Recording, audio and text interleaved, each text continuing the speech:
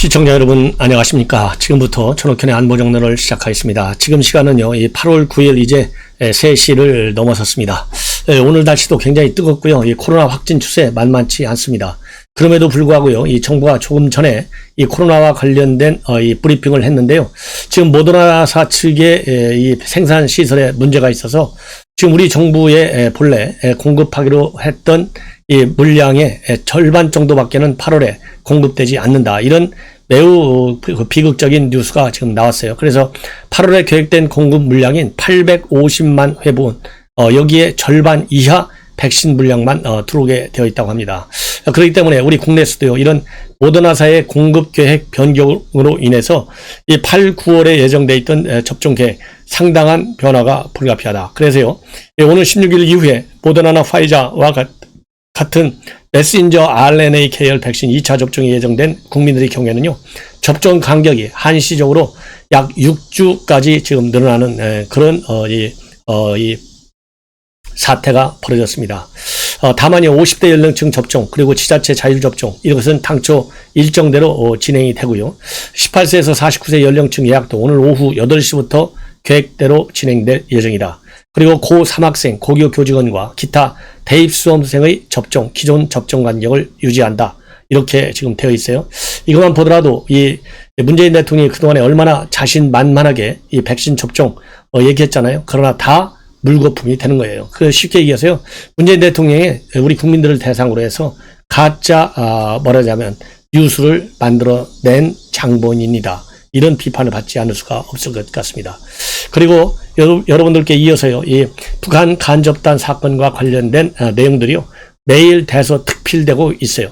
그런데 생각보다 이 간첩단이 어마어마하게 무서운 조직인데요. 지하망인데, 이 과거의 왕젠사 사건, 그 다음에 1심의 사건 못지않은 엄청난 지하망 조직, 이런 공작사항인데, 우리 언론에서도 제대로 다뤄지지 않고 있고요. 우리 국민들의 경각심도 굉장히 지금 낮아진 것 같아서 우려스럽습니다. 그래서 제가 이런 빠짐없이 이 간첩단 사건과 관련된 우리 시청자 여러분들의 조회 여부와 관계없이 국가 안보를 지킨다는 전에서 매일 이 중요 뉴스는 꼭 보도를 해드리고 있습니다. 지금 핵심적인 추가 뉴스 중에 하나는요, 본래 이 충북 지역 자주통일 충북 동지회 이렇게 지하망이 되어 있었는데요. 이 본래 자주통일 충북 동지회 이렇게 안 하고 본래는요, 조선노동당 자주통일 충북 지역당 이런 명칭을 쓰려고 한 것으로 그렇게 알려지고 있는데요. 북한 이 당국에서 조선노동당 명칭을 쓰지 말라. 그리고 동지회로 바꿔라. 이런 지시 때문에 자주통일 충북 동지회라는 이름으로 바꿨다. 이것이 오늘 이 구속영장 신청서를 입수한 이 언론에서 중앙일보가 단독으로 보도하고 있습니다. 여러분들 참고로 아시다시피 이 문화교류국 이번에 대남 간첩을 심은 문화교류국은 225국이고 통전부 산하기관이고요. 우리 시민 단체 그다음에 노동단체 인사들을 포섭해서 우리 한국 내 지하당을 만들고 이 지하당을 통해서 국가 전복을 노리고 북한의 체제 선전 활동을 목표로 하는, 그리고 당연히 국가 기밀도 수집하죠. 이런 대남 공작 기관입니다. 그래서 이 4명이 집중적으로 말하자면 지하망 조직 사업을 벌린 거예요. 그래서 이 사람들이 지금 활동한 걸 보면요, 조직비 4명인데 이 4명이 철저한 상명하복 체계를 유지하면서 중앙 집중 조직체를 만들어서 운영한 것으로 그렇게 지금 알려지고 있습니다. 자, 그래서 이분들 혈수도 썼고요. 그동안에 지금 알려진 걸 보면 이 북한의 공작금 2만 불 딱 한 번 받은 걸로 되어 있는데요. 지금 오늘 보도를 보면 한 번이 아니고 추가적으로 2만 불을 더 받았다. 그래서 이 4만 불을 받은 것으로 현재까지 지금 보도되고 있습니다. 그래서 이 간첩망의 주요 활동은요, 반보수 여론을 확대시키는 거예요.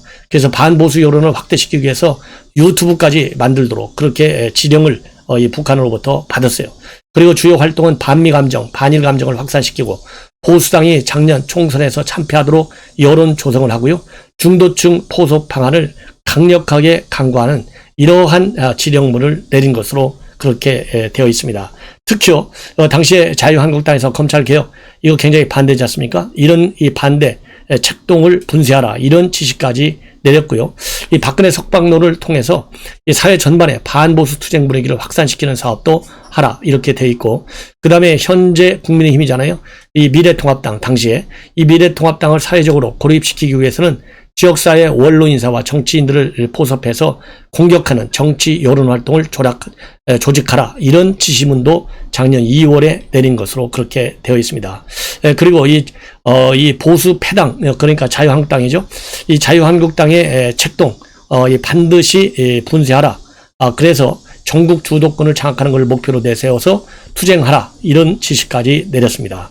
그리고 굉장히 중요한 내용은요, 2010년도 10월 보고서예요. 북한에 보낸 보고서인데, 전국 보수 적폐 세력 및 충북 정치 동향 이러한 대북 이런 보고서를 북한 공작기관에 보고를 했어요. 여기에 보면 윤석열, 추미애, 박원순 이런 사람들 이름까지도 나오고 있는 것으로, 이 대북 보고에 뭐라고 되어 있냐면요, 적폐 세력은 윤석열을 중심으로 조국 흑서를 조작하고, 그리고 박원순 성추행 의혹, 그 다음에 추미애 아들 병역 의혹, 이러한 문재인 정권의 허약성을 기회로 해서 촛불 정권 전복 음모를 체계적으로 진행하고 있다. 그러니 반문 세력 총궐기를, 이 반문 세력의 총궐기를 이렇게 보수 적폐 세력에서 선동하고 있다. 이렇게 우리 국내 전국 상황과 관련해서 북한에 보고한 이런 내역까지도 전부 다 지금 현재 국정원에서 파악하고 있는, 그럼으로써 말하자면요, 이 정치권을 갖다가 이 친북 세력화 하는데 앞장선 조직이 바로 자주통일 충북 동지회다. 그리고 조선노동당 규약까지도 이 동지회 이 강령에 전부 넣었다. 이건 뭐 여러분들께 이미 말씀을 드렸고요. 이걸 보면 지금 현 상황에서도요, 지금 이게 적발이 됐지 않습니까? 그러면은 북한의 대남 간첩망이 이거 하나겠습니까? 제2, 제3, 제4의 간첩망이 있는데요, 아직 못 잡은 거에 불과합니다. 그렇기 때문에 지금 현 상황에서도요, 이 반드시 북한 공작기관에 의한 지하 간첩망들이 활동하고 있을 가능성은 충분하지 않느냐, 이런 가정하에, 시나리오하에 야권은 야권대로 이 대선 전략을 짜야 되겠고요. 반드시 이 국정원, 그 다음에 검찰, 경찰에서는요, 이런 지하 간첩망을 반드시 발본색원하라, 이렇게 저는 주장을 다시 한번 하고 싶습니다. 그래서 이 중요 이 정치인들, 특히 야권 정치인들에 대한 동향 보고는 빠짐없이 이루어지고 있고요. 때에 따라서는 신변 우려까지도 가능한. 왜냐하면 이 경선이, 그리고 이제 본선 게임이 들어가면요, 과거에도 예를 들어 저희 과거에 박근혜 대통령이 여기 면도칼로 여기 딱 큰일 날 뻔했잖아요. 그리고 그런 것처럼 이 극한적인 상황까지도 우리 야권 후보들 각별히 신변에도 안전을 기하는 조치 필요하다, 이런 말씀을 드립니다. 더군다나요, 이번에 보면은 이 정권 교체론은 50% 초반, 그 다음에 정권 유지론은 30% 후반, 그래서 10%에서 15% 정도 이 정권 교체가 압도적으로 여론이 높아요. 이러다 보니까 지금 여권은 여권 나름대로 상당한 위기의식을 가진 것 같고요. 대표적인 사람 중에 한 사람이 바로 이 대북 보고문, 이 간첩들의 보고문에도 이름이 나와 있는 추미애, 이 추미애 장관이 오늘 충격적인 이 제안을 했어요. 오늘 긴급 기자회견을 가져가지고요, 뭘 제안했느냐, 열린민주당과 이 더불어민주당이 이제는 통합하자, 이런 제안을 했습니다. 왜냐하면 이 핑계거리도 이렇게 됐어요. 윤석열 총장과 최재형 감사원장이 최근에 이 땅한 행보를 보면 심상치가 않다, 이렇게 생각하는 거예요. 직접적으로 뭐라고 말을 했는지 제가 인용을 해드릴게요. 내년 대선을 앞두고 국민의힘을 중심으로 보수 대연합이 이루어지고 있다. 윤석열, 최재형까지 국민의힘에 입당하고 안철수의 국민의당도 합당 논의가 진행되고 있다. 소위 제3지대 소멸은 예정된 수순이고 민주당으로서는 박빙의 싸움을 준비한다는 의미이기도 하다. 그런데도 일부 민주당 후보들께서는 전체적인 구도의 변화를 외면한 채, 여기서 전체적인 구도의 변화라고 하는 것은 이제 1대1로 말붙을 수밖에 없는 상황으로 간다는 것이죠. 왜냐하면 제3지대 윤석열, 최재형이 소멸됐잖아요. 그 다음에 안철수 국민의당 합당을 가잖아요. 그러면 야권은 하나로 뭉치는데 여권은 열린민주당이 있어서 분산된다, 이런 얘기죠. 그래서 전체 구도가 이렇게 야권의 구도를 의미하는 거예요. 변하고 있는데, 민주당 후보만 된다면 대선에서 쉽게 승리할 것이라는 착각과 자만에 빠진 것은 아닌지 걱정이다. 이러면서요, 연일 윤석열, 최재형이 보여주는 기행과 만행에 가까운 행보에 우리 안의 경계심을 늦추거나 상황을 안일하게 인식해서는 안 된다. 우리가 치러야 할 본선은 그리 만만치 않다. 우리끼리라도 똘똘 뭉쳐야 겨우 이길까 말까한 상황이다. 이렇게 위기의식을 강조하고 있어요. 그러면서 열린민주당 지도부와 당원들은 특히 저에게 검찰 개혁 과정에서 잊을 수 없는 응원과 격려를 보내주신 고만 분들이다. 저 추미애 통합과 승리의 길에 기꺼이 마중물이 되겠다. 이렇게 얘기하고 있어요. 이 얘기는 결국 뭡니까? 이 추미애 지지율이 요즘 빠지고 있잖아요. 왜냐하면 추미애가 뜨면 누가 뜹니까? 추미애가 앵앵거리면 이 윤석열 총장의 지지율이 올라가잖아요. 그래서 추미애를 굉장히 이제는 싫어하기 시작했어요. 일반적인 민주당 지지층은. 오로지 딱 지금 뒷받침해주는 세력이 친문 강성파들, 소위 대깨문들 아니겠습니까? 이 대깨문들을 중심으로 해서 이 반윤석열파가 이 최강욱이 이끄는 열린민주당 중에 많아요. 그러니까 이 열린민주당을 민주당 쪽으로 말하자면 흡수 통합을 해서 본인의 파일을 키워나가겠다는. 그래서 이제 이 경선 국면이 이제 시간이 얼마 없잖아요. 그래서 추미애 본인의 지금 빠지고 있는 지지율을 완화해보겠다. 이런 차원에서 이러한 열린민주당의 통합 본인이 주도하고 있는 것처럼 지금 홍보에 나섰다. 이렇게 저는 해석을 하고 싶고요. 제발 추미애 계속 좀 소리 좀 질렀으면 좋겠어요. 그래야 우리 추미애가 한마디 할 때마다 우리가 강하게 결속해야 된다는 필연성을 다시 한번 느끼는 계기가 되지 않습니까? 그래서 추미애는 좀 열심히 뛰어라. 이렇게 저는 당부를 하고 싶습니다. 자, 이렇게 해서요. 이제 내년 선거가 되면 현 민주당의 굉장한 주요 지지 세력이고요. 그리고 문재인 정권이 쩔쩔매는 이 세력이 있어요. 바로 민노총 세력이 아니겠습니까? 그런데 이 민노총 이 세력인데 이 민노총에서 지금 양심 선언을 하고 나선 사람이 있습니다. 바로 누구냐면요. 민노총을 출범할 때 굉장히 주도적인 역할을 현 민노총 사무총장이에요. 국민노동조합으로 지금 이제 이름을 바꿨어요. 민노총에서 나와가지고 국민노동조합 사무총장 이 김준용 씨 63세인데요. 이분이 형 민노총의 10월 중 말하자면 체제 전복 계획을 전면적으로 지금 폭로하고 나섰습니다. 매우 끔찍한데요. 이 대한민국 체제를 변형하겠다는 거예요. 어떻게? 북한과 똑같이. 누구처럼? 이석기처럼. 뭐 여러분 이렇게 생각하시면은 금방 짐작하시죠. 방금 전에 충북 동지에 이 노동당 충북 도당으로 만들려고 했다는 거 아니에요? 그런 것처럼 지금 민노총이 10월 총파업을 통해서 말하자면 대한민국 체제 전복을 노리고 있다 이겁니다. 이 체제 전복 노리다가 실패한 사람이 누구예요? 이석기잖아요. 이석기 제2의 이석기 역할을 하겠다라고 하는 사람이 바로 이번에 구속영장이 청구됐잖아요. 양경수 민노총 우영장이다. 이것이 이 주장의 핵심으로 되어 있습니다. 그래서 이 내용을 여러분들께 상당히 길어요. 아주 조선일보에서 대대적으로 보도하고 있는데요. 이 내용을 여러분들께 간략하게 좀 설명을 드리도록 하겠습니다. 그래서 이 사람은 누군지 우선 김준용 민노총 국민 지금 민노총의 산파역을 한 사람이에요. 김준용 씨는. 그래서 10대 후반 때부터요. 평화시장에서 재단사로 일을 하면서 노동운동에 투신을 했습니다. 그러다가 대우협회를 노조위원장으로 있던 1985년도에 구속돼서 1년간 수용 생활을 했고요. 이렇게 구속되게 된 결정적 도화선은 바로 구로 동맹 파업이었다. 이렇게 지금 알려지고 있습니다. 자, 그래서요. 이 김준용 씨에 대한 이 자세한 내용을 조금 더 신상을 여러분께 이제 말씀을 드리고 싶은데요. 58년생이니까요. 63세예요. 전북 고창에서 태어났고 광주에서 초등고등학교를 다니고 전남고등학교를 중퇴했습니다. 그리고 75년도 평화시장에서 재단사로 일하다가 노동운동을 배웠고요. 청계 피복노조 임금교섭위원으로 활동을 했습니다.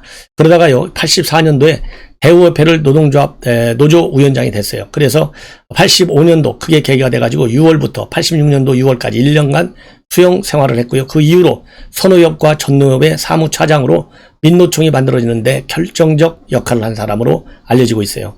그리고 중앙노사정위원회 공익위원, 서울지하철노조 정책자문위원, 국민대통합위원회 위촉 위원을 지냈고요. 지금은 이 민노총의 노동자에 주장하는 그런 노동자의 권리를 넘어서 일하는 모든 국민의 권리를 위한다라는 측면에서 만들어진 국민노동조합 사무총장으로 지금 이 자리를 갖고 있다. 총장이라는 자리를 갖고 있다.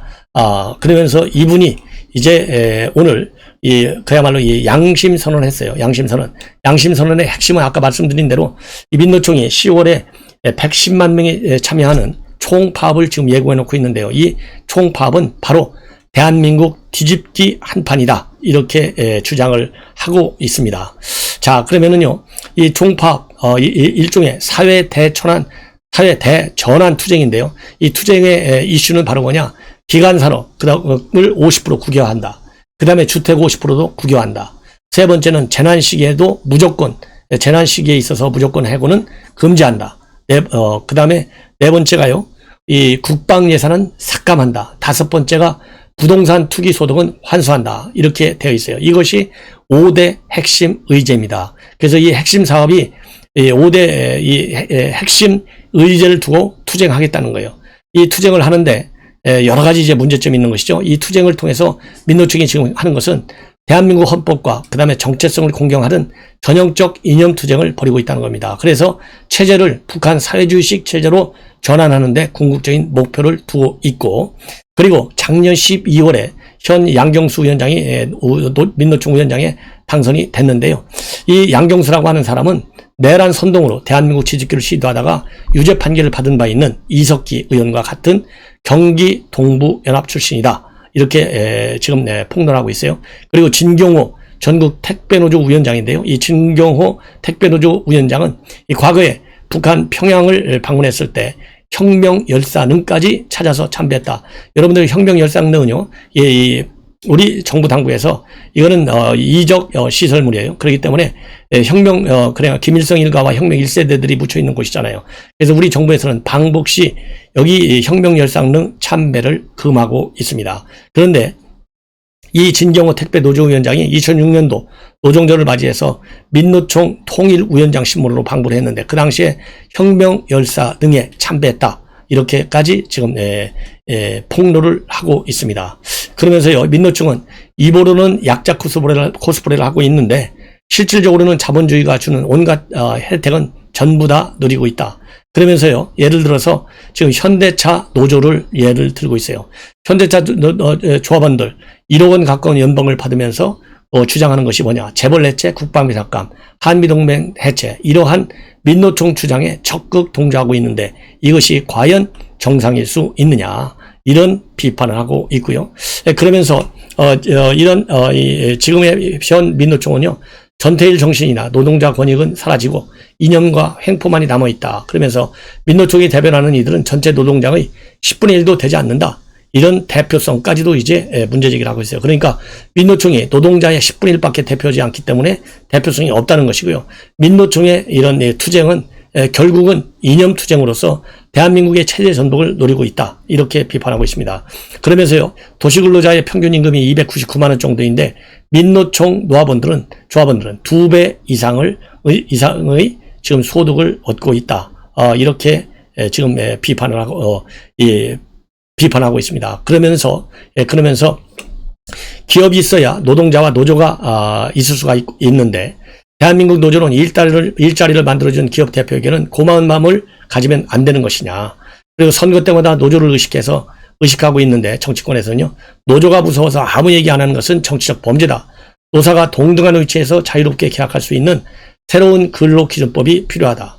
노조가 무조건 약자이던 시대는 이제 지났고 미국처럼 노조의 부당 노동 행위를 처벌할 수 있는 조항을 반드시 넣어야 한다. 이런 아주 뭐라고 그럴까요?